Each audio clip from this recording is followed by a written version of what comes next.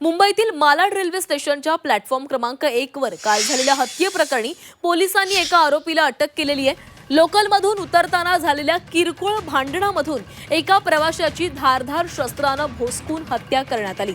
या घटनेमध्ये आलोक सिंग या प्रवाशाचा मृत्यू झालेला होता। लोकलमधून उतरत असताना दोघांमध्ये वाद झाला आणि या वादाचं रूपांतर थेट हाणामारीमध्ये झालं।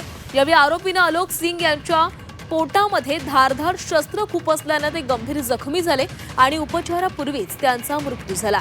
घटनेनंतर आरोपी फरार झालेला होता। रेल्वे पोलिसांनी स्थानकातील सीसीटीव्ही फुटेजच्या आधारे तपास सुरू केला आणि आरोपीला ताब्यात घेतलं।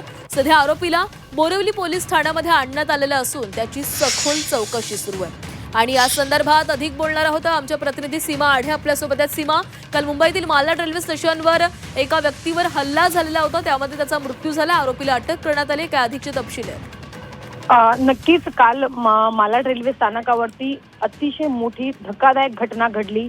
या घटनेची माहिती बाहेर येतात रेल्वेने प्रवास करणाऱ्या प्रवाशांमध्ये अर्थात भीतीचं वातावरण हे पसरलेलं आहे। दोन प्रवाशांमध्ये भांडण झालं आणि या भांडणाचं थेट रूपांतर हे हत्येमध्ये झाल्याचं आपल्याला पाहायला मिळत आहे।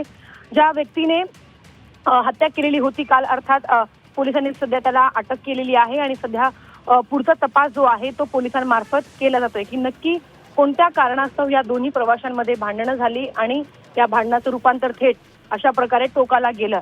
सध्या पोलिसांनी त्याला अटक केलेली आहे। हत्येनंतर म्हणजेच धारधार शस्त्राने वार केल्यानंतर आरोपीने त्या ठिकाणाहून पळ काढलेला होता। सीसीटीव्हीच्या सहाय्याने पोलिसांनी त्या आरोपीचा शोध लावलेला आहे आणि सध्या त्याला ताब्यात घेतलेला आहे। आता ताब्यात घेतल्यानंतर पुढचा तपास सध्या पोलिसांमार्फत केला जातोय आणि आता या चौकशी दरम्यान, तपासादरम्यान नक्की पोलिसांना काय आढळतं या संपूर्ण चौकशीतून हे पाहणं सध्या महत्त्वाचं असणार आहे। मात्र या संपूर्ण घटनेनंतर प्रवाशांमध्ये भीतीचं वातावरण आहे, कारण आपण आतापर्यंत जर पाहिलं तर प्रवास करत असताना महिलांच्या डब्यात असेल किंवा मग पुरुषांच्या डब्यात असेल, गर्दीमध्ये अनेक भांडणं होतात आणि ती भांडणं चौकापर्यंत गेल्याचं आपल्याला पाहायला मिळत आहे। मात्र कालच्या या वादानंतर अर्थात प्रवाशांमध्ये भीतीचं वातावरण नक्कीच सीमा, या सगळ्या घटनेनंतर आता प्रवाशांमध्ये देखील भीतीचं वातावरण आहे। आरोपीला अटक करण्यात आली आहे। काय चौकशीमधून समोर येते पाहावं लागणार आहे। धन्यवाद दिलेल्या सविस्तर माहितीसाठी।